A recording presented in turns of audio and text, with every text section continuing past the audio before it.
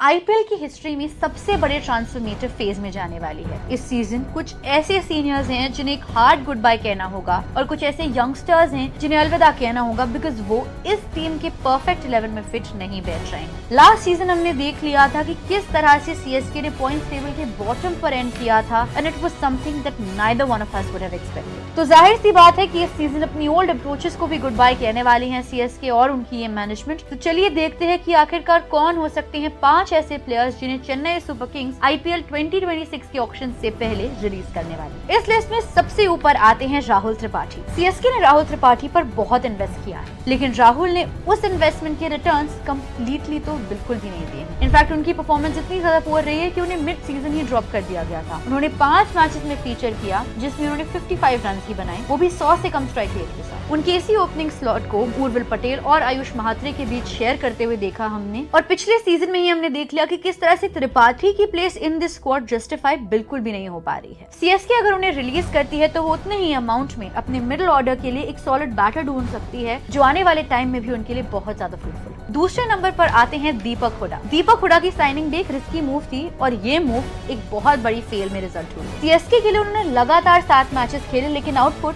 0 ही था। 31 runs in 7 matches. ये stats clearly बताते हैं कि हुडा ने थोड़ा क्या 0 इम्पैक्ट डाला था फॉर सीएसके। सीएसके के पास ऑलरेडी काफी सारे मिडिल ऑर्डर ऑप्शंस है और अगर उन्हें रिलीज करते हैं तो ऐसा नहीं है कि टीम को बहुत ज्यादा लॉस फेस करना पड़ेगा। Third on this list is Jamie Overton. Jamie Overton England के ऑलराउंडर हैं जिन्होंने सैम करन को रिप्लेस किया था, लेकिन रिजल्ट उनका कंप्लीटली ऑपोजिट निकला। उन्होंने सिर्फ 3 मैचेस खेले और बहुत ज्यादा कॉस्टली साबित हुए। 3 गेम्स में 83 रन कंसीड किए at an economy rate of 13.83, जो कि एक T20 बॉलर के हिसाब से एक नाइटमेयर से कम नहीं। अगर सीएसके ओवरटन को रिलीज करती है तो वो एक टैक्टिकल डिसीजन ले सकती है और वो है किसी अच्छे ऑलराउंडर को टीम में लाना जो कि ना सिर्फ अपनी बैटिंग बल्कि बॉलिंग से भी इम्पैक्टफुल हो और इस टीम में दोनों ही तरह से कुछ न कुछ ऐड कर सकता है। Fourth name on this list is of Vijay Shankar. Vijay Shankar का स्टिंट सीएसके के साथ इतना ज्यादा डिसअपॉइंटिंग नहीं था, लेकिन जितनी एक्सपेक्टेशंस लोगों को और इनफैक्ट सीएसके को भी थी विजय शंकर से, वो उन पर खरे नहीं उतर पाए। 118 रन 6 मैचेस में डिसेंट लगते हैं,